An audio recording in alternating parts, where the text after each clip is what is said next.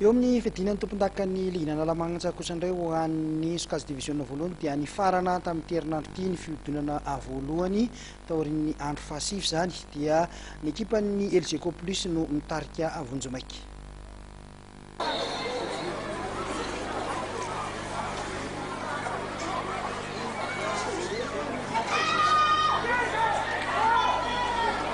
Voatanan'ny ekipan'ny LGK Plus ny larana voalohany Vonjomaiky misy azy ka navositra azy ho tompon-dakan'ny fiodinana voalohany amin'ny fiadinan'ny tompon-dakana Analamanga Taranjabolina Kitra Sokajy Division voalohany. Nahazo isa 2-20 izy ireo rehefa nandresy ny ekipan'ny Isika Foot tamin'ny isa 3-0 tolakandro tetsy amin'ny kianjan'ny Mahamasina. Nanokatra ny isa teo amin'ny 10 idino ho an'ny ekipan'ny LGK Plus. Nanampy ny isa 2 kosa Ibela teo amin'ny 12 tamin'ny Daka avy eny amin'ny 5 metatra.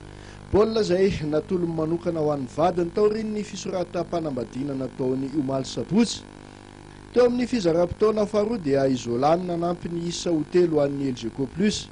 Inojy kosa no nanena ny elanelan'isa ho an'ny ekipan'ny kominina Antananarivo renivohitra tamin'ny alalan'ny coup franc tsara petraka. Manarak'izay dia laviny Kosfa tamin'ny isa 4-2 ekipan'ny Tana Formation. Baolina 3 tamin'ireo tafiditry Vombola Jano na Inono. Idimy kosa no nameno izany ho 4 ho an'ny miaramila tamin'ny alalan'ny penalty.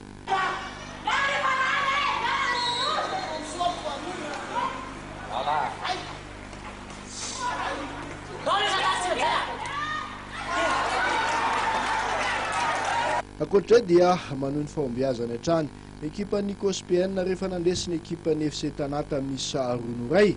Igalasy avokoa ny napiditra ireo baolina 2 ho an'ny ekipan'ny Kospien ireo ny zoma tolakandro teo tetsy amin'ny kianjan'ny Mahamasina. Anisan'ny vokatra tsy nampozina tamin'ity andro fahasivy farany ny fiadinana